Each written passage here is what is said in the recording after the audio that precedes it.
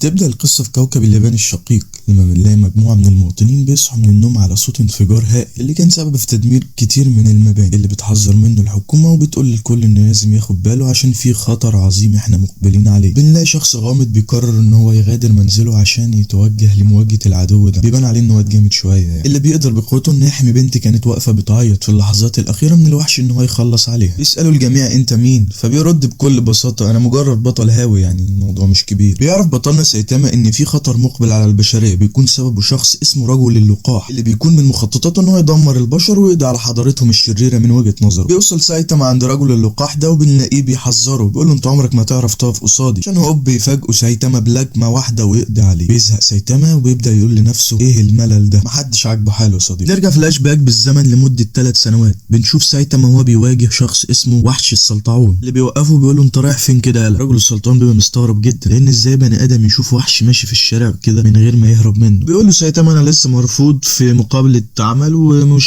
في المود خالص. بيقول له انت شبهي حزين وكئيب وانا مش هعمل لك حاجه. بيقول له انا مش في المود ان انا اعمل لك اي حاجه دلوقتي، انا كل اللي شاغلني ان في عيل صغير ابن لذينه رسم عليا وانا نايم ولازم اجيبه واقطع له دراعاته. بيتفاجئ سايتاما لما بيشوف الفتى ذو الذقن الكبيره، بنلاقي دقنه كبير جدا وغريبه، وبيستغرب سايتاما ان في طفل بالشكل ده. بيلاقي رجل السلطعون الطفل وبيحاول يهجم عليه لكن سايتاما بيحاول يحميه. بيستغرب سايتاما جدا وبيقول له ازاي انت عايز تهاجم طفل بريء وصغير زي كده، اللي ده طبعي وانا بحب اقتل الابرياء. اللحظه دي بيفتكر سايتاما حلم طفولته وانه كان نفسه يطلع بطل خارق، فبيقرر انه يتحدى رجل السلطعون في قتال، وفعلا بيبدا القتال وبيمسك رجل السلطعون بكل سهوله سايتاما وبيبدا ضرب فيه. يبدا يضرب فيه يمين وشمال لحد ما يبان له صاحب، لكن سايتاما بضربه حظ الكرافته بتعلق في عين السلطعون وبيقدر ان هو يتخلص عليه. ومنذ ذلك اليوم قرر سايتاما ان هو يتدرب تدريب شاق لحد ما بقى اصلع وبقى عنده قوه مفرطه محدش عارف يتحكم فيها. نروح في الاحداث لعالم شرير قدر ان هو يحول اخوه الصغير لوحش عملاق، وده كان بسبب ان اخوه الصغير كان حلمه من هو صغير ان هو يبقى وحش عملاق. مفيش حد نفسه يبقى كده ابدا. خطط الاتنين الاخوين انهم يسيطروا على العالم بعد ما حقن اخوه الصغير بالماده دي وحوله لوحش عملاق رهيب. يبدا يتجول الاخ الصغير في الشارع ويدمر في المدن، وبتحذر الاخبار من الوحش ده وبتقول ان كله لازم ياخد باله. بيهرب كل سكان مدينه دي. بعد كده بيقول العالم لاخوه انه خلاص انت بقيت اقوى رجل في العالم. لكن فجاه بيظهر رجل على كتف اخوه الصغير، فبيأمر اخوه ان هو لازم يقتله حالا. اخوه اللي ما بقاش شايف حاجه بيحاول يقتل سايتاما، لكن هو بيقتل الشخص الغلط. بيتعصب لما بيدرك ان هو قتل اخوه، فبيمسك سايتاما وبيرميه على الارض. يبدا يهاجم سايتاما، لكن سايتاما بيستنى لما عدوه يبطل اللي هو بيعمله ده، بيضربه سايتاما في وشه وبيقضي عليه. بعد كده بيفتكر ان القوه دي شيء ممل جدا، بيفوز في المعركه وبيقرر ان هو يروح البقاله عشان يجيب حاجه للعشاء. بنشوف سايتاما وهو راجع البيت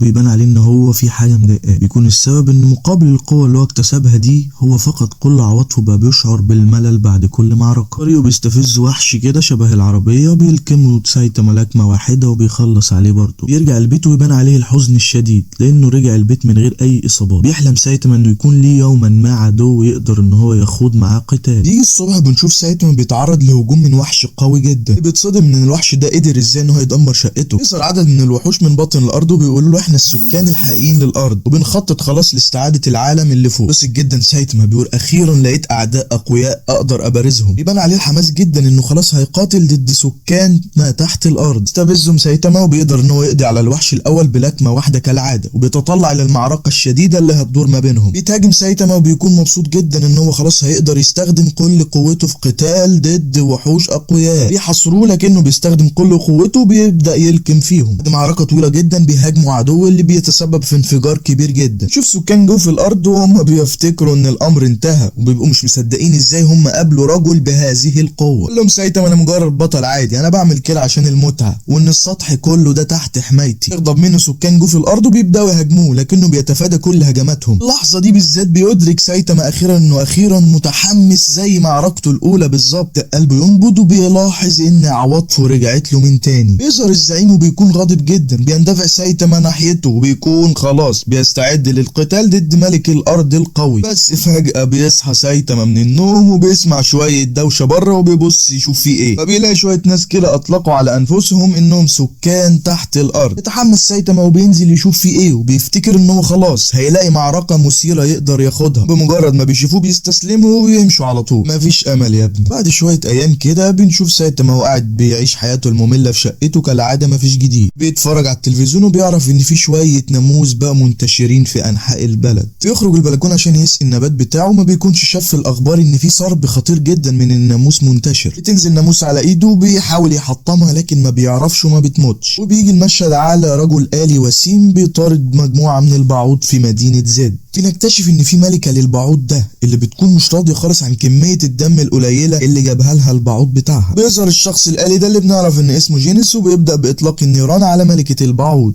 اللي أدرك انها أمرت جميع الناموس بتاعها انه يمتص كل دماء البشر. خطط انها تمتص دمه هو شخصيا بعد كده، انه بيندفع وبيقوم بتدمير كل جيشها بانفجار ناري ضخم. بتتجنن ومتبقاش عارفة تعمل ايه لما بتلاقي جينوس أحرق كل الناموس بتاعها. بيحاول جينوس من تاني وبيبدأ هجومه التالي على ملكة البعوض. تقدر انها تتحمل كل هجماته. يعزز جينوس قوته وبيطلق انفجار ناري قوي. بتستطيع ملكة البعوض انها تتفادى كل هجوم جينوس وبتقطع له واحد من ايديه. بص لجينوس بازدراء لكنه بيقطع رجليها في ثواني معدودة. حاول تجري وتهرب من جينوس لكن جينوس مش راضي يسيبها وبيهاجمها مرة اخرى. بتدرك ملكة البعوض ان جينوس خطير وامره مش سهل. بتؤمر كل العصابة بتاعتها انهم يمتصوا دم الحيوانات. تعد جينوس من جديد انه يستخدم كل قوته للقضاء عليها. بيظهر سايتاما من العدم اللي بيحاول يجري ورا ناموسة ويقتلها بمبيد حشري. انت بتعمل ايه يا عم؟ بيقابلوا جينوس وبيفتكروا شخص عادي. بيقول له لازم تمشي من هنا حالا لان في صرب بعوض خطير. شل سايتاما في الهروب في الوقت المناسب وبنشوف ملكة البعوض وهي بتحضر هجومها التالي. في نفس اللحظة يستخدم جينوس كل قوته وبيقدر ان هو يحرق كل البعوض بتاعها بسهولة. بص على المدينة وبنشوف ان جينوس قدر ان هو يقضي على المدينة كلها بضرباته. يظهر سايتاما من غير اي هدوم وبيشكر جينوس ان هو انقذه من الموت. بيستغرب جدا ازاي انت لسه عايش لحد دلوقتي اصلا. يفتكر جينوس ان هو قضى على ملكة البعوض لكن بتفاجئه وبتظهر وبتقول له ان انا لسه عايشة ما متش. شوفها وهي تطورت لبعوضة يبدو عليها انها بقت خارقة. لكن جينوس بسرعتها الفائقة ما يقدرش جينوس ان هو بيتفادى الهجوم بتاعه وبيتصاب بجروح بالغة الخطورة. يكتشف ان عدوه بقى قوي جدا بعد استهلاك كمية كبيرة من الدم. بيقرر جينوس ان هو خلاص لازم يفعل آلات التدمير الذاتي ويدمرها ويدمر نفسه. لكن في اللحظة الأخيرة بيظهر سايتاما وبيضربها بلكمة قوية بيقضي عليها. جنن جينوس وبيقول له انت لازم تبقى المعلم بتاعي. تاني يوم بيزور جينوس معلمه وبيفتكر سايتاما انه بيمزح معاه. انا مش عايز اخد تلاميذ دلوقتي، مش فاضيلك يا ابني. بيستغرب سايتاما من طبيعة جسم جينوس. بيبدأ يسأله عن جسمه الآلي. بيفتكر جينوس ان سايتاما برضه انسان آلي وبيبدأ يسأله انت ليه دماغك عاملة كده؟ انه ما يعرفش ان سايتاما انسان طبيعي وان هو بس اقرع. بعد كده بنشوف جينوس وهو بيحكي لسايتاما عن قصته. له انا عيلتي ماتت في حادث. يقول له جينوس ان كان في انسان آلي بيتم عليه بعض التجارب خرج عن السيطرة وقضى على كل عيلتي. انا نجيت باعجوبة. تم تعديل جسده عشان يكون بالهيئة دي وان هو بيسعى عشان يقضي على الآلي الشرير اللي قضى على كل عيلته. بنشوف ان جينوس رغاي جدا وبعد شوية ساعات كده سايتاما بيزهق وبيقول له خلاص بقى وقف اللي انت بتقوله ده. بيظهر عالم شرير وبنعرف ان الوحش اللي هو قضى عليه سايتاما ده كان وحش بتاعه. تخطر له فكرة شيطانية انه لازم يجيب سايتاما وياخده كتجربة جديدة، والمساعدين ان هو لازم يحطوا له فخ عشان يقدروا ان هم يجيبوه المعمل. بيطلب جينوس من سايتاما ان هو يعلمه عشان يبقى قوي جدا زيه. بيحفزه سايتاما وبيقول له انت هتتفوق عليا اصلا بس انا عايزك تبقى مستعد للتعامل مع سر القوة بتاعتي. بيظهر وحش وبيهزمه سايتاما بلكمة واحدة. نشوف ان في اعداء كتير جدا واقفين بره. بيقرر جينوس ان هو يقفز من نافذة لكن سايتاما كان خلاص قضى عليهم كلهم. بيظهر انسان آلي وبيسأله جينوس هو انت اللي قتلت عيلتي؟ يبدأ يشن كل الهجمات عليه وبيسأله بعض الاسئلة. في نفس الاثناء بنشوف سايتاما وهو محاط بوحشين اقوياء. لا جينوس على معلمه لكنه احتاج للتركيز على قتاله الخاص مع السايبورج اللي هو بيواجهه. استخدم جينوس هجماته النارية بس العدو كان قادر ان هو يستحملها. مش مع بعض شوية وبيقول له الآلي انهم جايين من بيت التطور. في المشهد على سايتاما وهو بيقاتل الوحشين اللي بنشوف بيزهق من القتال وبيقول لهم انا هريح شوية. بيتضايق جدا منه ملك الوحوش وبيفتكره غبي وانه هو قاصد انه يستفزه. وريهم سايتاما ان انا هوريكم مين الغبي ده يا جماعة. يغضب ملك الوحوش وبيقرر انه هيوري سايتاما قوته الحقيقية. لكن سايتاما بيبدأ الهجوم على كل زملاء ملك الوحوش وبيقتلهم كلهم بنفسه. بدأ ملك الوحوش يتحول لوحش عالي في الرتبة وبتزداد قوته جدا. بيتفادى سايتاما جميع هجماته بسهولة من غير اي مجهود يذكر. بيشن هجوم اخيرا سايتاما على ملك الوحوش وبيقدر يقضي عليه من لكمة واحدة بس. بنشوف جينوس وهو بيستجوب القرد الآلي ده اللي بيقول لجينوس انت ما عندكش اي فرصة ضد تاني اقوى محارب في فريقنا، لكنه بيعرف ان ملك الوحوش اتهزم خلاص وبيعتذر عن وقاحته، جاب ورا يعني. بنعرف ان كان في عالم عاش من وقت طويل، كان عبقري وقدم اسهامات كبيرة جدا للمعرفة البشرية، لكنه اصيب بخيبة امل من العالم، وان افكاره ما خدتش اي دعم من المجتمع العلمي اللي كان عنده خطة كبيرة لتطوير البشرية، بس خطته دي فشلت لان فكرته اعتبرت خطيرة، لكنه ما استسلمش وقرر انه يتابع حلمه باي ثمن. بعد ما بقى عنده 70 سنة بدأت جهوده خلاص تؤتي ثمارها. يستنسخ العبقري نفسه وبيطلق على مختبره اسم بيت التطور. بيزق سايتاما وبيقول له انجز يابا، ايه علاقتك بالشخص ده؟ هات من الاخر. يقول له القرد الآلي ده ان رئيسه اصبح فضولي جدا بشأن جسمه وعايز يعرف ايه سر القوة دي. بيتدخل جينوس وبيبدأ يشرح لمعلمه ان احنا لازم نقضي على العالم ده شكله غريب الاطوار. بيوافق سايتاما بس بيقول له احنا لازم نعمل الموضوع ده بسرعة لان بكرة في تخفيضات على جهاز بلاي ستيشن وانا لازم اجيبه. قبل ما بيمشي جينوس بيسأل القرد الآلي ده هل في آليين تانيين في بيت التطور؟ بيرد عليه القرد وبيقول له لا ما كانش في غيري. في نفس الوقت بنشوف العالم العبقري ده وهو واقف مع كل النسخ بتاعه وبيبقى مستغرب جدا ان ازاي سايتاما وجينوس قدروا يقضوا على كل الوحوش القوية بتاعته. بيعرفوا برضو ان هم خلاص في طريقهم للمعمل عشان يدمروه. بيقول العبقري ان خلاص احنا ما عندناش حل تاني، احنا لازم نطلق كارنيج كابوتو. بتخاف كل النسخ بتاعته لكن زعيمهم بيقول لهم ان خلاص احنا ما عندناش حل تاني. بنشوف سايتاما وجينوس وهم بيجروا باقصى سرعة نحو مخبأ العالم الشرير. نشوف جينوس وهو منبهر جدا ان سايتاما بيعرف يطير. سايتاما بيقول له ان البشر في الطبيعي ما بيتولدوش كده يعني. بعد كده بيوصلوا على بيت التطور فبيفعل جينوس قدراته السايبورجية وبيسحق المبنى بالكامل. ما بيعلقش سايتاما لانه بيفتكر ان جينوس اكيد عارف هو بيعمل ايه. لقوا مدخل تحت الارض وبيقرروا ان هم يدخلوا فيه. بعد كده بنشوف نسخة من نسخ اللي استنسخها العالم دي بتقاتل ضد الوحش اللي اسمه كابوتو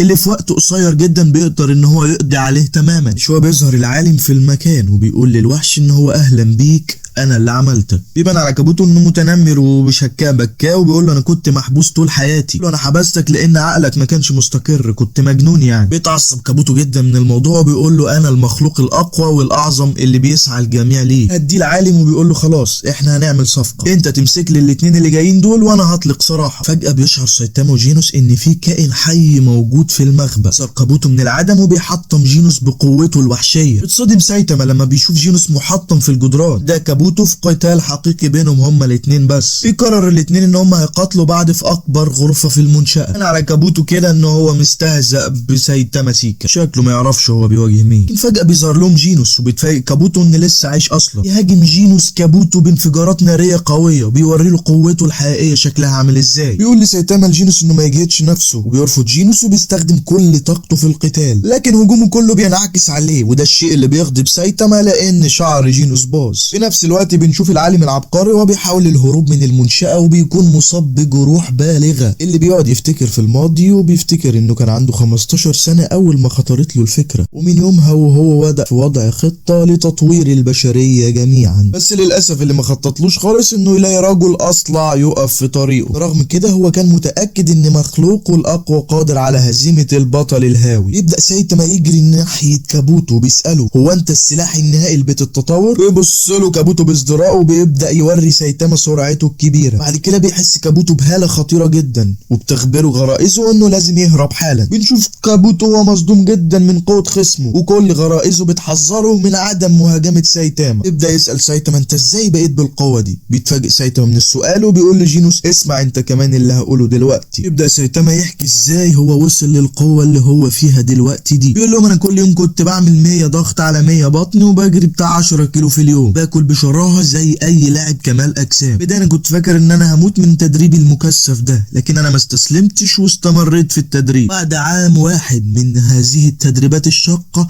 بقيت اصلع زي ما انتم شايفين كده، الامر اللي خلاه يكتسب قوة خارقة وتمكن من التفوق على كل منافسيه. طبعا ما حدش بيصدق الكلام اللي هو بيقوله وبيفتكروا ان هو بيهزر معاهم. جنن جينوس وبيقول له انت بس كنت بتعمل كده، انا ما طلبتش ان انت تبقى معلمي عشان بس انت تقعد تقول لي شوية كلام فاضي. سايتاما ادرك ان جينوس فعلا ممكن ما مصدقوش، لكنه فعلا كان بيقول الحقيقة. بيغضب كابوتو وبيقول لسايتاما انت كذاب. نتيجة لكده بيزود قوته وبيتحول لوحش خطير جدا. يتحول كابوتو لشكله النهائي وبيخطط لقتل سايتاما بقوته الهائلة. جهز كابوتو هجومه وبيهجم على سايتاما اللي كان سرحان في دنيا تانية خالص. بيضرب سايتاما بضربة قوية اللي بتطيره في الغرفة. اللي بيقول انا ما كانش ينفع اعمل كده، وبيفتكر ان كابوتو لو اتحول لهيئته النهائية هيبقى في حالة قوية لمدة اسبوع كامل. فبيدرك سايتاما انه ما ينفعش يسمح له بده، لان ده لو ده حصل يوم التخفيضات في السوبر ماركت هيروح عليه. كل همه بس في البلاي ستيشن. تيجي لده بيقرر يهزم كابوتو في الحال، وفعلا بيضربه بلكمة واحدة وبيقضي عليه. بنشوف سايتاما وهو متوتر جدا وخايف لا يضيع عليه اسبوع التخفيضات. بيهدي جينوس وبيقول له ما تقلقش هنوصل في الوقت المناسب. بعد كام يوم بنشوف رجل واقف بيشتكي ان ازاي الاغنياء بيزدادوا ثراء والفقراء يعاقبون من المجتمع. بنعرف ان الشخص ده اسمه هامر هيد وبيحاول يغير المجتمع ويجذب الناس من حوله، بس للاسف محدش بيهتم باللي بيقوله خالص. وقف هو وعصابته امام مبنى مستثمر ثري. يشعر هامر هيد بالغيره الشديد. بيأمر افراد عصابته انهم يدمروا مبنى المستثمر الغني ده. ينهار المبنى على الفور وبيجري الجميع في المنطقه من الاشرار، لكن للاسف بيخبروا احد اعضاء العصابه بتاعته انهم دمروا المبنى الغلط. نشوف البطل مومن رايدر اللي ساعد طفل صغير في مشكلته، وان الطفل ده كان ممتن ان هو نزل له البالونه من الشجره. في نفس الوقت بنشوف سايتاما وهو لسه بيصحى من النوم. بيشوف تقرير على التلفزيون ان في اجرامي من الدرجه بي اسمه هامر هيد دمر العديد من المباني في المدينه اف. رايح يغسل سنانه وما بيهتمش بالموضوع خالص، لكن الحاجه اللي بتضايقه ان بيلاقيهم كلهم حالقين شعرهم زيرو. بيشعر بالاهانه وبيقول الناس دي ازاي تسرق اللوك بتاعي. بيقرر سايتاما انه هيعاقبهم ويسحقهم كلهم في الارض. بيرجع المشهد على المدينه اف وبنشوف هامر هيد اللي عمل مشاكل كبيره جدا هو والعصابه بتاعته في المدينه. يظهر مومن رايدر الغلبان على الدراجه بتاعته وبيتحدى هامر هيد في قتال، لكنه بيخسر بسرعه كبيره. بنشوف المستثمر زينيرو وهو بيتحذر ان في ارهابيين بيسعوا للقضاء على كل المستثمرين، لكن زينيرو بيرفض الهروب وبيفرح جدا لما بيشوف المساعد بتاعه سونيك جه خلاص. يقول له سونيك ما تقلقش من حاجه، انا هتولى الامر ده وهقضي عليهم كلهم. بيقرر هامر هيد والعصابه بتاعته انهم هيروحوا ناحيه مبنى زينيرو عشان يخلصوا عليه، لكن فجاه بيظهر لهم سونيك وبيقول لهم مفيش حد هيخرج من هنا سليم النهارده. بيأمر هامر هيد اتباعه بمهاجمه سونيك، كأنه كان سريع جدا ومحدش عارف يمسكه للدرجه اللي بتخليه يقطع رؤوسهم عن اجسادهم بسهوله من غير ما حد يحس بحاجه. حول هامر هيد وبيحاول يحمي نفسه ببدلته القتاليه العجيبه. بيزود سونيك من سرعته وبيندفع ناحيه هامر هيد عشان يقضي عليه، لكن هامر هيد بيمسكه وبيحطمه في الارض وبيفتكر ان هو خلاص كده حطم سونيك وقضى عليه. فجأة سونيك من العدم وبيديله ضربه خلفيه بتخلص عليه. بيتصل سونيك بزينيرو بيقول له خلاص المهمه انتهت،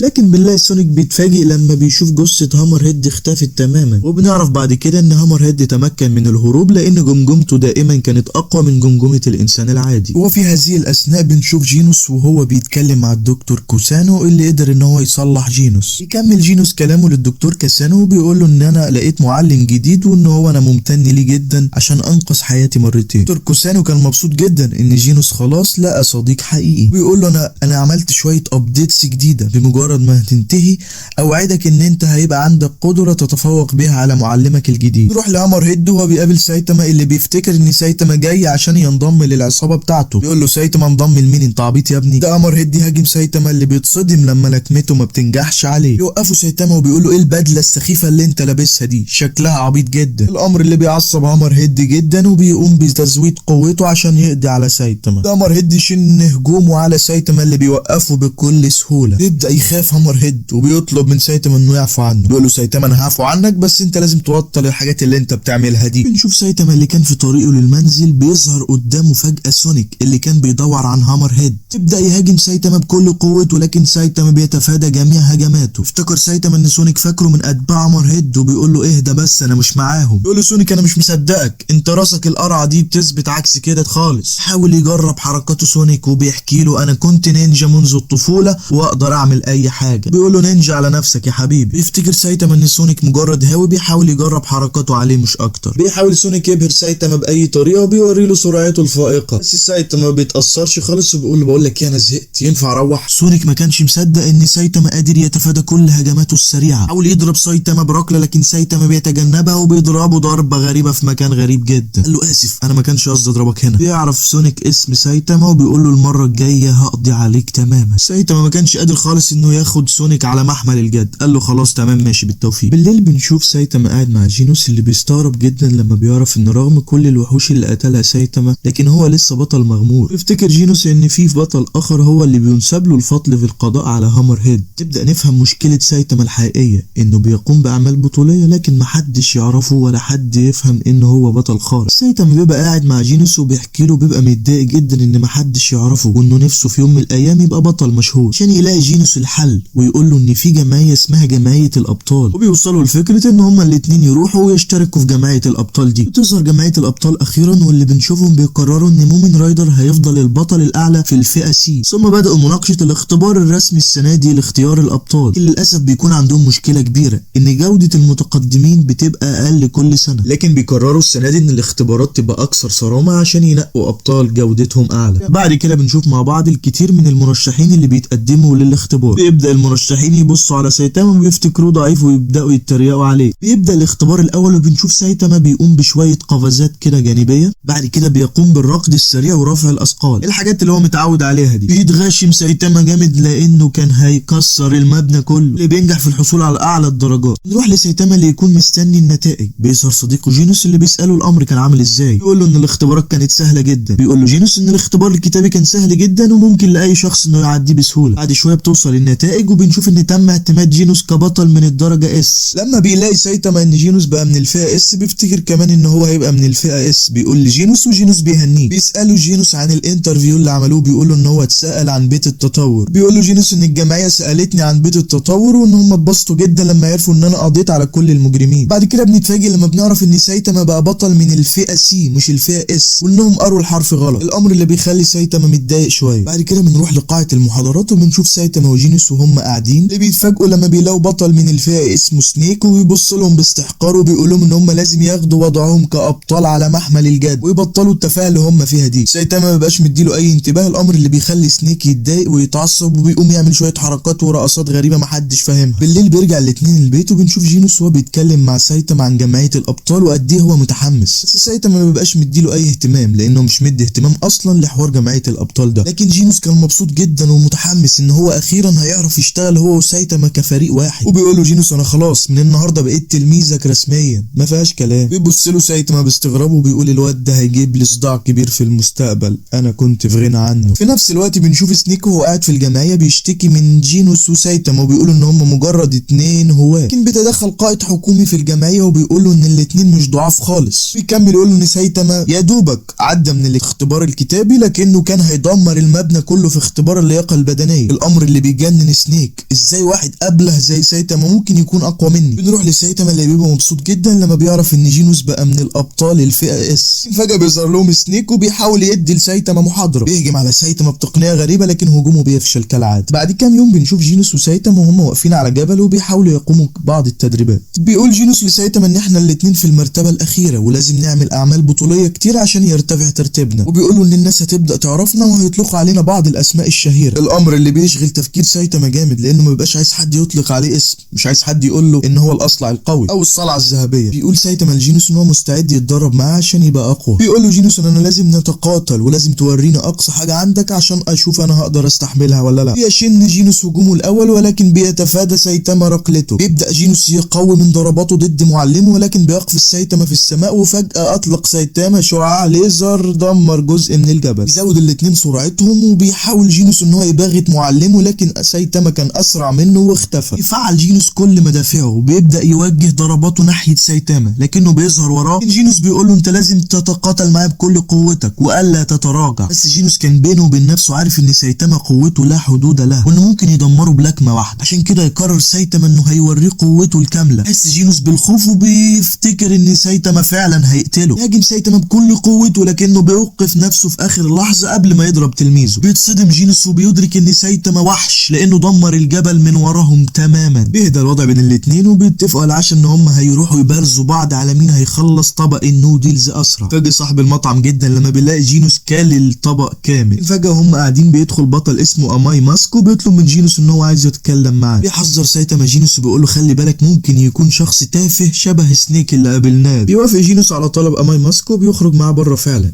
اللي بيقلق عليه سايتاما وبيقول ان شاء الله يبقى بخير. بعد شويه بيرجع جينوس على المطعم وبيساله سايتاما ايه اللي حصل. بيقول له ان هو رحب بيه فقط وان هو واحد من المعجبين بتوعه. وفي طريق عودتهم للمنزل اكتشف سايتاما ان ابطال الفئة اس وابطال الفئة سي بيتم معاملتهم معاملة مختلفة، وان اماي ماسك طلب ان هو يتكلم مع جينوس عشان هو بطل قوي من الفئة اس، انما ما اتكلمش معاه عشان هو من الفئة سي. بس دلوقتي بنشوف جينوس وهو بيفتكر كلمات اماي ماسك اللي قال له ان البطل المحترف لازم يكون دائما رمز جميل للعدالة. افتكر جينوس ان اماي ماسك كان عايز يتقاتل معاه، لكنه اتفاجئ ان هو بيرحب بيه في جمعية الابطال، وقال له في النهاية ان هو بيتوقع منه اشياء كبيرة، يكون بطل قوي وهيستطيع ان هو يدمر وحوش كتير. بعد كده بيظهر جينوس في شقة سايتاما وبيطلب منه ان هو عايز ينتقل ويعيش معاه في شقته. يرفض سايتاما في الاول، لكن بعد كده بيوافق لما بيعرض عليه جينوس مبلغ مالي كبير جدا. وبعد كام يوم من انتقال جينوس لشقة سايتاما بنشوفه بيتكلم معاه وبيقول له ان هو محتاج يقوم باعمال بطولية بانتظام، لانه لو ما عملش كده هيتشال اسمه من قائمة جمعية الابطال. سايتاما بيتكلم معاه وبيقول له ان انا كل يوم بتفرج على الاخبار بس مفيش اي كوارث بتحصل. شرح له جينوس الامر وقال له ان مش دايما الصحفيين بيغطوا كل الكوارث اللي بتحصل. سايتاما ما كانش متخيل ان فعلا في حاجه كده. سايتاما بينه وبين نفسه كان عارف ان جينوس اذكى منه، ما كانش عارف هو ممكن يعلمه ايه علشان يبقى اقوى. لكن فجاه بيشوف سايتاما مجله وبيوصي جينوس ان هو يحاول يبقى من افضل 10 ابطال في الجمعيه. بعدين بنشوف سايتاما وهو بيجري في كل انحاء المدينه عشان يشوف اي مجرم للقضاء عليه، بس المدينه كانت هاديه قوي طول اليوم. بيفشل سايتاما في القبض على اي مجرم وبيرجع البيت عادي. تاني يوم بنشوف سايتاما وهو قاعد متوتر جدا، لان ده تاني يوم نلاقي المدينه في حاله هادئه تماما. لكن فجاه بنشوف سونيك وهو بيهاجم سايتاما اللي بيشوفه لكن ما بيبقاش فاكر هو اسمه ايه، وبيقول له بقول لك ايه يا ابني، انا ما عنديش وقت للكلام الفاضي بتاعك ده. سونيك اتضايق وحس بالاهانه وبدا يهجم على سايتاما بكل قوته وبيطلع له سيفه. سايتاما بيدمر له سيفه وبيقول له انا مشغول دلوقتي. بيخاف سونيك من هاله سايتاما. بنشوف بطل اسمه تانك توب تايجر اللي بيتبلغ ان في مجرم عامل مشاكل كبيره في المدينه ولازم يروح يشوف فيه ايه. بيظهر قدام سونيك وسايتاما، لكن بيقول له سايتاما ان ده سوء فهم وان سونيك مش مجرم. تايجر بيتريق على سايتاما وبيقول له انت مين اصلا، انا عمري ما سمعت بيك كبطل. بيفاجئوا سونيك من وراه وبيهجم عليه وبيخاف كل الناس وبيهربوا فورا. بيسال سونيك سايتاما بيقول له هتهرب ولا هتقف زي الرجاله تقاتل. يبدا يهاجم سايتاما بشورينكات، ولكن سايتاما بيتفادى الهجمات. بيحذر سايتاما سونيك وبيقول له انت لازم توقف هجماتك دي فورا لان انا مشغول ومش فاضي العب معاك. لكن سونيك ما بيسمعوش وبيستمر في هجماته اللي كانت ممكن تؤدي لقتل طفل صغير، الامر اللي بيغضب سايتاما جدا وبيقول له انه مشغول ومش فاضي يلعب بالعابه الغبيه دي. عشان يكتشف سايتاما اخيرا ان سونيك شخص سيء ويطيح به في الارض. اليوم التالي بنعرف ان جمعيه الابطال عرفت عن سونيك وبتكتشف ان هو كان متورط في مجموعه من الاغتيالات الغامضه. بعد كده ظهرت البطله من الفئه اس تورنيدو في مكتب جمعيه الابطال اللي عرفت عن التحقيق في المدينه زد، وكان باين عليها الغضب الشديد، لكن الكل هداها وقالت لهم تورنيدو ان انتوا قدام هتتاسفوا على رفضكم لعرضي. طبعا ما حدش بيبقى فاهم اي حاجه من اللي بيحصل ده. بعد كام يوم بنشوف في مقر جمعيه الابطال ان تم الابلاغ ان واتش دوج مان بيحقق في المدينه كيو، المدينه اللي الكل كان يعرف انها بها ضحايا ووحوش اكتر من اي منطقه اخرى. ثم بدا الجميع في مناقشه اخبار المدن التانيه وقالوا ان مفيش اي شيء سيء حدث. كده بيقولوا ان من وقت للتاني بيظهر وحوش قويه في مستوى كارثي لكنهم بيتم القضاء عليهم فورا. لكن فجاه بيتدخل شخص وبيبدا يكلمهم عن المدينه زد وبيقول لهم ان في احتماليات كبيره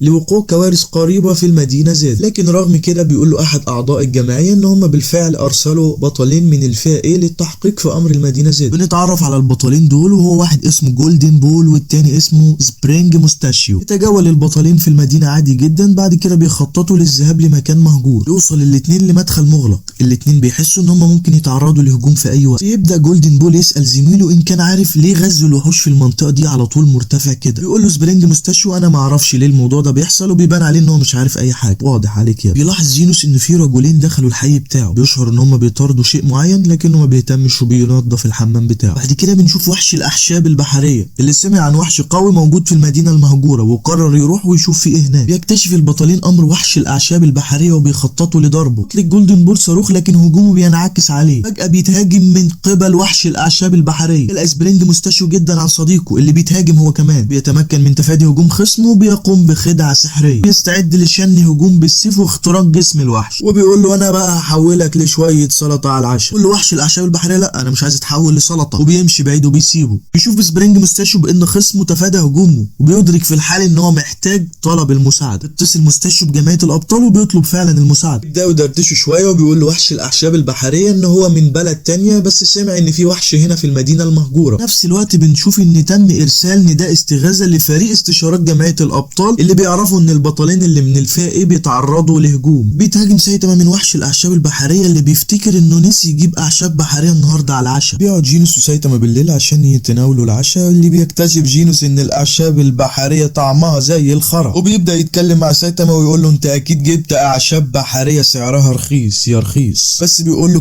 كل اعشاب بحريه اكتر عشان دي بتساعد على نمو الشعر، الامر اللي بيضايق سايتاما شويه. بعد كده بنشوف ان جمعيه الابطال ابلغت ان البطلين من الفئه ايه اتنقلوا للمستشفى لاصابتهم بجروح خطيره، ووحش الاعشاب البحريه اتهزم عن طريق بطل غامض محدش يعرف هو مين. بعد كده بنلاقي البطله من الفئه اس تورنيدو وهي غضبانه جدا وبتصرخ على الراجل وبتقول له انتوا ازاي رفضتوا طلبي في البدايه للتحقيق في المدينه المهجوره. بعد كده بنشوف مجموعه من الابطال الخارقين بيحققوا في مسرح الجريمه وبيتساءلوا ايه الوحش اللي تسبب في الدمار الهائل ده. تلاقيهم لقوا برضه شويه اعشاب بحريه في مسرح الجريمه. الباشا قطع الاعشاب وخدها كلها بالليل. بالاضافه الى ذلك انتشرت شائعات كتير في المدينه عن وجود وحش قوي في المدينه المهجوره. بعد كام يوم بنشوف جينوس وهو بيقول لمعلمه ان انا ترتيبي ارتفع للمركز 342. بنشوف جينوس وهو بيقول لسايتاما يا سايتاما انت ترتيبك ارتفع من المركز الاخير للمركز 342. وبكده عشان يعرف سايتاما ان جينوس لسه في المرتبه الاخيره وان دي اكيد حاجه مضايقاه. وبيبص وبيعرف ان ترتيب جينوس في الشعبيه هو السادس وانه مشهور جدا، الامر اللي بيخلي سايتاما يحس بشويه غيره لما بيعرف ان جينوس اطلق عليه الامير الالي. بعد كام اسبوع بنشوف ان في نيزك ضخم بيهدد الارض، الامر اللي بيصدم العلماء جدا لانهم بيلاقوا ان النيزك في حجم القمر. بيكتشفوا ان النيزك سيصطدم بالارض وانه قريبا سيضرب بالمدينه زد. من كده بتقوم الجمعيه بعمل اجتماع طارئ لكل الابطال من الفئه اس. شوف سايتاما جينوس وهو ماشي وبيقول له يا جينوس ما تنساش تجيب لي حاجه اشربها وانت راجع. بيوصل جينوس لمبنى الابطال وبيقوم باستقباله سيلفر فانج اللي بيكون بيحتل المرتبه الثالثه بين الابطال الفئه اس. بيشرح فانج لجينوس ان تم استدعاء كل الابطال من الفئه اس لوجود مشكله كبيره، ويقول له ان ده تهديد في مستوى التنين، ان في نيزك كبير جدا سيصطدم بالارض خلال 30 دقيقه بس. وبيعرف جينوس ان المدينه زد في الغالب هتتدمر كلها وان غالبا مش هيتمكنوا من اخلاء المدينه في الوقت المناسب. بنشوف جميع سكان المدينه زد وهم بيهربوا في حاله من الذعر. جينوس كان مدرك ان الجميع في الغالب هيموتوا لكنه كان بيحاول يحمي الناس على قد ما يقدر. بنشوف جينوس وهو بيفعل بدلته اللي سرقها من ايرون مان وبيزيد في قوته. بيظهر قدام جينوس رجل آلي تاني اللي بيخطط لتدمير النيزك هو كمان. بيتعرف جينوس على الفور على البطل التاني وبيعرف ان هو اسمه بوفوي وهو احد ابطال الفئه اس. بيطلب جينوس انه يساعده لكنه بيرفض طلب جينوس وبيقول له انا جاي بس عشان اختبر سلاحي الجديد. بيكتشف جينوس ان السايبورج ده مش اسمه بوفوي وان ده واحد اسمه ميتال نايت. بعد كده بنشوف ميتال نايت وهو بيشن كل هجومه واطلق صواريخه على النيزك. يعجب جينوس جدا بقوه ميتال نايت بصواريخه اللي ضربت النيزك، لكن للاسف بيفشل كل الهجوم وبيستمر النيزك في الطيران ناحيه الارض. جينوس يحسب في توتر وقت اصطدام النيزك بالارض وبيحس ان هو لو فشل كل السكان هيموتوا، لكن بيظهر بانج فجاه وبيقول له اهدى شويه انت لسه صغير ولازم تثق في نفسك اكتر من كده. اكتسب جينوس الشجاعه وبيقوم بوضع قوه كبيره في يده لتجميع طاقه كافيه لهدم النيزك. بيقوم جينوس باطلاق قوته ناحيه النيزك لكنه بيفشل هجومه. يكون فاكره بانج ان هو هيدمر النيزك لكنه بيفشل وبتنخفض طاقه جينوس تماما. فقد جينوس الامل، لكن فجاه بيظهر معلمه الباشا الصلعه الذهبيه سايتاما وبيقدم نفسه كبطل وجاي دلوقتي حالا عشان ينقذ العالم. بينط سايتاما لفوق في السماء وبيعد لكمته العاديه عشان هوب مره واحده بقبضته يحطم النيزك لقطع صغيره، الامر اللي بيعجب سيلفر فانج جدا بقوه سايتاما الهائله. تتهز المدينه باكملها في اللحظه دي لكن بتسقط شظايا النيزك على الارض. تفتكر سايتاما انه كده خلاص انقذ المدينه لكنه ما كانش واخد باله ان شظايا النيزك دمرت المدينه بالكامل. لكن الحمد لله بعد 3 ايام بنكتشف ان المدينه زد ما اتدمرتش كلها. يجي المشهد على جينوس وبنشوفه وهو قاعد بيصيح ويعيط وانه مش قادر يسامح نفسه على عدم كفاءته وانه ما عرفش يعمل اي حاجه. سايتاما بيحمسه وبيقول له انت عملتش اي حاجه غلط وانت لازم تكون سعيد لان ما حدش مات. وجينوس وقال له انت صح وقال له انت فعلا معلمي وان انت فعلا عملت معجزه وانقذت العالم. في نفس الوقت خاف جينوس ان الناس تلوم سايتاما على الضرر اللي عمله في المدينه. السكان دماغهم تعبانه وممكن ما يفهموش اللي هو عمله. بيسالوا سايتاما عن ترتيبهم كابطال، بيقول له انه تقدم من المرتبه 342 للمرتبه الخامسه. جينوس ان انت تستحق اكتر من كده بكتير. جمعيه الابطال بتفتكر ان جينوس وميتال نايت هم اللي دمروا النيزك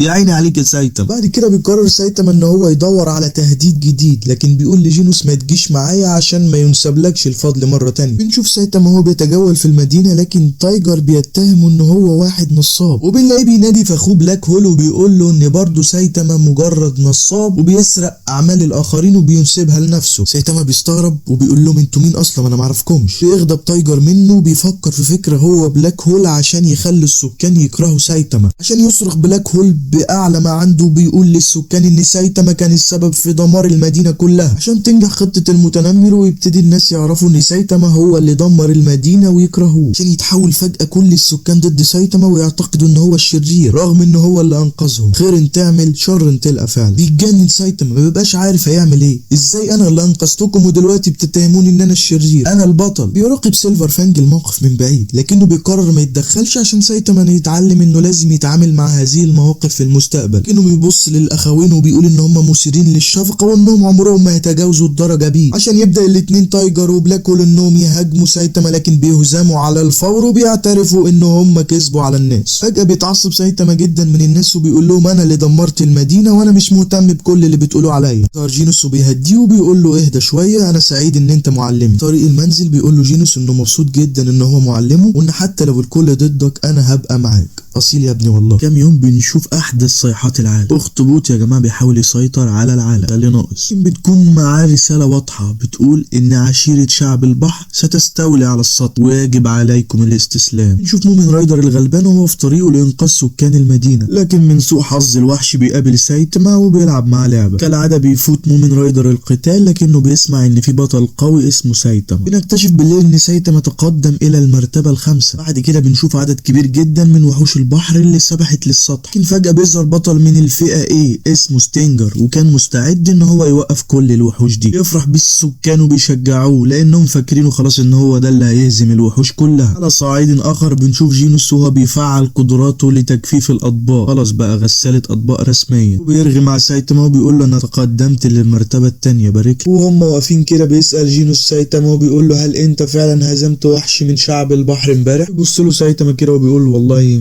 مش فاكر. اللي بيفاجئهم التلفزيون بتقارير عن وحوش اقتحمت مدينة. بنشوف ستينجر اللي يبان عليه ان هو الدغدغ من الضرب، انه ما بيستسلمش وبيكمل وبيبدأ يهاجم في الوحوش عشان يقدر اخيرا ستينجر ان هو يهزمهم كلهم. بيقف يحتفل بانتصاره زي المجنون، لكن يا فرحة ما تمت بيظهر له زعيم شعب البحر وبيهزم ستينجر هزيمة ساحقة. بنروح لسايتاما وجينوس اللي بيكونوا في طريقهم الى المدينة جي. بيقول له جينوس انا هحاول احدد مواقع الاعداء كلهم. شوف جماعة الابطال واللي كانت عرفت خلاص عن اللي حصل لستينجر. بنشوف مومن رايدر على الطريق السريع وهو بيقابل مجموعة من الابطال وبيحذروه انت لازم ترجع لان ده خطر جدا عليك وخطر على اي حد من الفئة سي. في نفس الوقت بنشوف ملك البحر وهو بيتمشى في الشارع بشكل طبيعي. بنشوف لايتنج ماكس اللي بيحس ان في حد وراه، بيبص يلاقي الوحش اللي بيضربه وبيرميه على مبنى ضربة قاسية. بعرف كويس لايتنج ماكس ان ما عندوش اي فرصة قدامه، بيحاول يستخدم سلاحه السري عشان يهزم الوحش لكنه بيخسر وبيغمى عليه. لكن من حسن حظه بطل من الفئة اس بينقذه وبياخده معاه. بيهرب سجين من السجن وبيتفاجئ سونيك ان في ابطال فعلا في السجون. بنعرف ان بيري بيكون مسجون لانه كان دايما بيهاجم الرجال الوسيمين، باين عليه انه مش مظبوط الجدع ده. بنشوف بيري وهو بيلتقي بوحش البحر العميق وبيقول له انا مش هسامحك، انت بوظت وش 2 صحاب. يمسك بيري ويرميه زي الكوره، عشان بعد كده يبص ملك البحر يلاقي سونيك ويتحداه في نزال. بيقبل سونيك النزال وبيفاجئه بركله قويه جدا. بيستخدم ملك البحر احدى قدراته الخاصه، لكن سونيك بيتفادى هجومه. بيقول له سونيك انا مش هخسر ابدا قدام واحد ضعيف زيك. بيتحول ملك البحر لوحش اقوى وبيقول له انا حصلت على تعزيز لقوتي. نشوف مومن رايدر وهو بيقابل سايتاما اللي كان بيحاول يدور على جينوس، وبيبدا يتكلم مع مومن وبيساله هل هو شاف جينوس ولا لا. نروح لسونيك اللي بيكون واقع في ورطه كبيره، وبنشوف ملك البحر اللي بيبقى اسرع وبيمسك سونيك وبيسحقه بين ايديه. بيهرب سونيك من المكان وبيقابل جينوس في طريقه وبيقول له ان كل الابطال قد هزموا. بعد كده بنشوف مجموعه من السكان اللي تم اجلائهم واختبئوا في مبنى. تحمس ملك البحر وبيدخل المبنى ده وراهم. بيظهر بطل من ابطال الفئه سي بيقول للوحش ان كلنا هنستسلم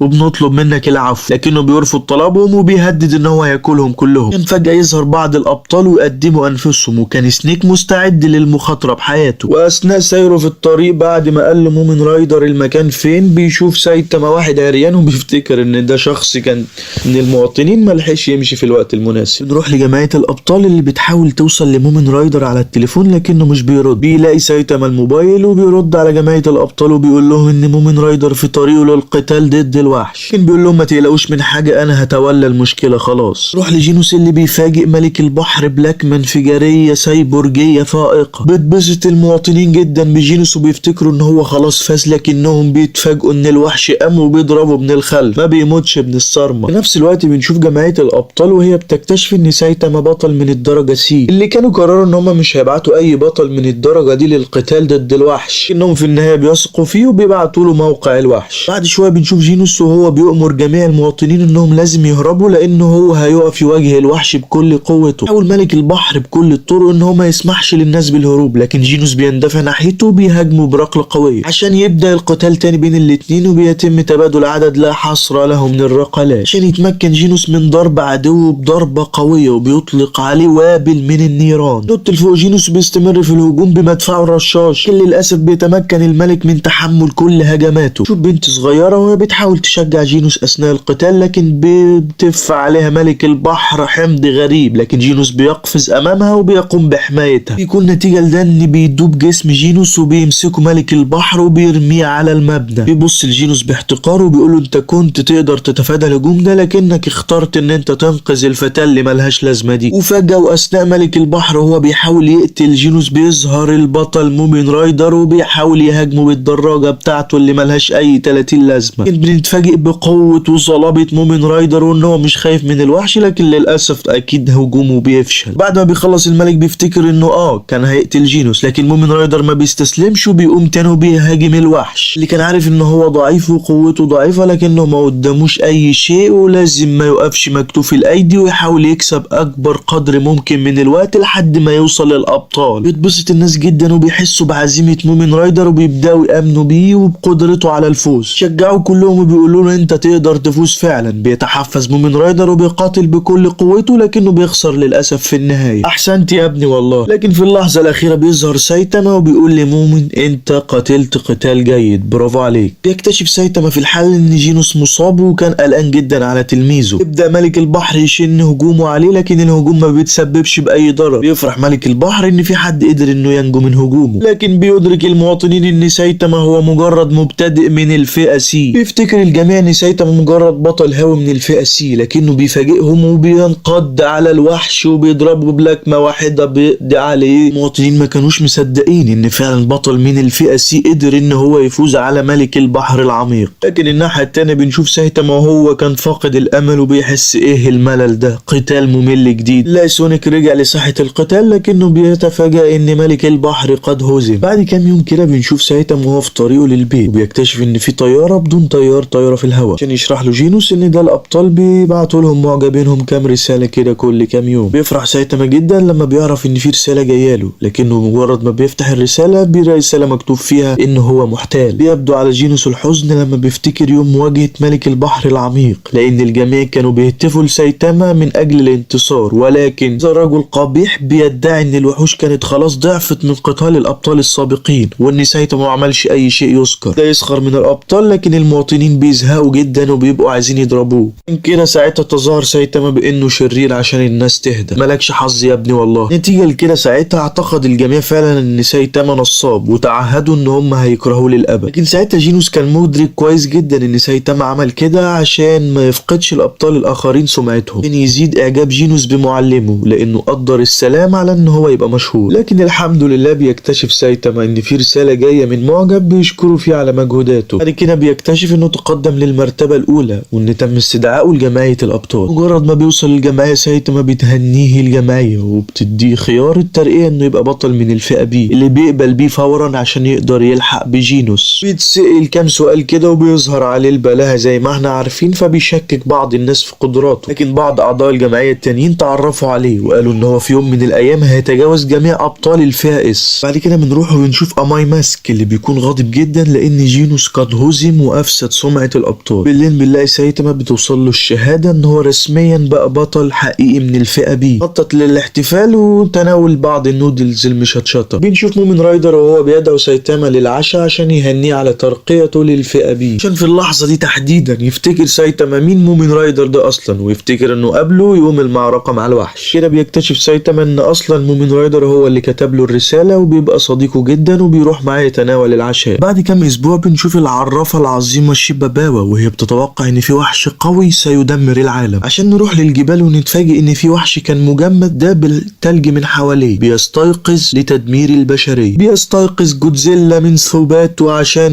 مهمته هي السيطرة على العالم. بنشوف جودزيلا وهو بيجري نحو المدينة اللي بتطلق جماعة الابطال عليه كمية كبيرة من الصواريخ لكنها ما بتعملوش اي حاجة. توصل طائرة مقاتلة لارض المعركة حاملة البطلة تورنيدو عشان تطير فجأة ناحية جودزيلا وتبص له بازدراء وتقول ايه الوحش الضعيف ده. الامر اللي بيعصب جودزيلا جدا وبينرفزه وبيخطط انه يدوس عليها لكنها بتتفادى هجومه وبتتفاجأ بشعاع ليزر منطلق ناحيتها من جودزيلا لكنها سحقته بنيزك من الفضاء. في نفس الوقت بنشوف سيلفر فانج وهو بيحاول يعلم جينوس وسايتاما بعض من فنون القتال. فرج عليه سايتاما وجينوس اللي ما بيتأثروش خالص باللي يشوفوه ولا كأن في حاجة. بعد كده بنعرف ان افضل طلاب فانج كان ولد اسمه جارو اللي خرج عن السيطرة واصاب جميع الطلاب التانيين الاقوياء بجروح خطيرة. سيلفر فانج بيقول لسايتاما انت اكيد اقوى منه، انا متأكد من كده. عشان فجأة يقاطعهم موظف من جمعية الابطال ويقول لهم ان في خطر جديد ظهر وكان مستوى التهديد تنين. بيوصل الجميع لمقر الجمعية وبيستقبل سيلفر فانج ساموراي اتوميك. بيقدم سيلفر فانج سايتاما للساموراي وبيقول له انه في يوم من الايام هيبقى في صدارة ابطال الفئة اس دون ادنى شك. بعد كده بنشوف تورنيدو بتظهر وبتشتكي ازاي جايبين معاكم بطل من الفئة بي، احنا هنهرج. بعد شويه بيستغرب سايتاما وبيقول لهم ايه اللي جاب طفل صغير هنا، يا ابوه وامها فين. بعد كده بيوصل جميع ابطال الفئة اس للاجتماع وهنا بيفهم جينوس ان الوضع خطير جدا لان جميع ابطال الفئة اس تقريبا من المرتبة 1 إلى 17 قد حضروا، لكن بنعرف ان الوحيدين اللي ما ظهروش هم من المرتبة 1 للمرتبة 6 من الفئة اس. استأذن سايتاما وبيقول لهم معلش عطشان جدا اروح اشرب شوية شاي. بيظهر رئيس مجلس ادارة الجمعية وبيقول لكل الابطال ان في خطر قد ظهر وان حياة جميع ابطال الفئة اس معرضة للخطر. بيقول لهم ان لو في اي حد منكم خايف يا ريت يغادر الاجتماع حالا. محدش بيغادر وبيقعدوا كلهم. بنلاقي تورنيدو كعادتها بتتخانق مع بطل اخر وفي ظل الجدال بيعرفوا ان العرافة العظيمة شيباباوا قد اعلنت ميتة. اللي بيعرفوا بعد كده انها ماتت عن طريق انها كلت لبانة وقفت في زورها وموتتها. موتة غريبة جدا. في الوقت ده بيشرح بيري ان شيباباوا هي عرافة تنبأت بالكوارث التي يمكن ان تعرض العالم للخطر. بيتكلم الرئيس عن اخطر نبوءة كتبتها على ورقة واللي كتبت فيها ان الارض هتكون في ورطة كبيرة قريب، وعشان كده كانوا عارفين ان في خلال 6 شهور من وقت الرسالة هيوصل تهديد على اعلى مستوى او هيكون في وحش قادم ليهدد حياة الارض. وعشان كده عرفوا ان في خلال 6 شهور هيوصل تهديد من اعلى مستوى او وحش سيصل ويهدد الحياة على الارض. يفهم الابطال ان الوضع خطير جدا وان العالم قد يدمر، لكنهم ما بيبقوش عارفين الكارثة دي ممكن تحصل امتى. بعد كده بنتفاجئ ان المبنى بيهتز باكمله والابطال ما بيبقوش مصدقين ان مقر الجمعية فعلا تحت الهجوم. بنتعرف على ملك السماء اللي بيخطط للسيطرة على الارض هو وعيلته، لكن فجأة بيهزم جميع ابناء ملك السماء اللي بيصدم لانهم سحقوا كالحشرات.